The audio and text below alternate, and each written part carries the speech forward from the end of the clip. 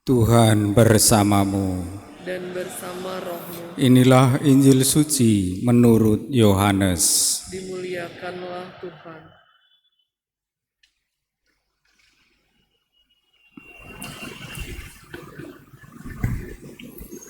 Sekali peristiwa, Yesus pergi ke Bukit Zaitun. Dan pagi-pagi benar ia berada lagi di bait Allah, dan seluruh rakyat datang kepadanya. Yesus duduk dan mengajar mereka.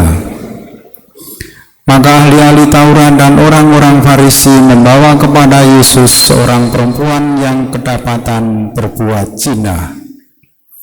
Mereka menempatkan perempuan itu di tengah-tengah, lalu berkata kepada Yesus, "Rabi, perempuan ini tertangkap basah ketika ia sedang berbuat zina.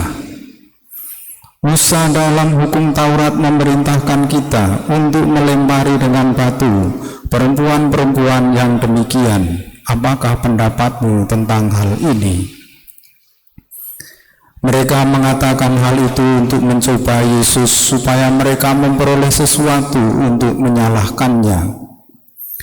Tetapi Yesus membungkuk lalu menulis ke tanah dengan jarinya, dan ketika mereka terus-menerus bertanya kepadanya, ia pun bangkit berdiri lalu berkata kepada mereka, "Barang siapa di antara kamu tidak berdosa, hendaklah ia yang pertama melemparkan batu kepada perempuan itu."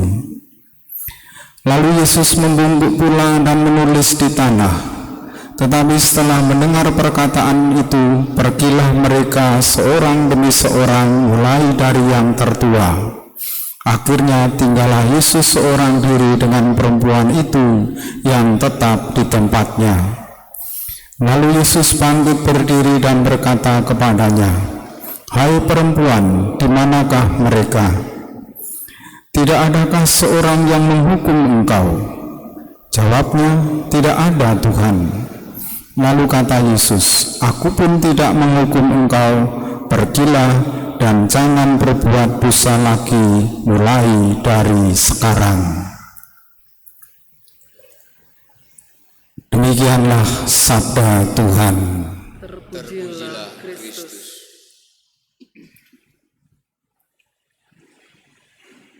Saudara-saudari yang terkasih,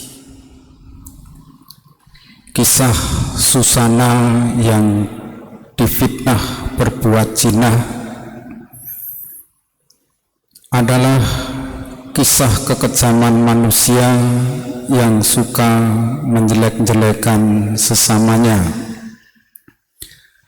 Ketika Susana tidak ada harapan lagi dan kemungkinan untuk dirajam karena tuduhan berzina, tetapi Tuhan memberi jalan keluar, memberi keajaiban solusi atas tuduhan zina yang dikenakan pada Susana, yaitu Allah mengutus Daniel dengan memberikan pengadilan, dan dua tua-tua yang menuduh Susana berzina tadi memberi kesaksian berbeda, dan karena kesaksian berbeda maka tuduhannya adalah palsu.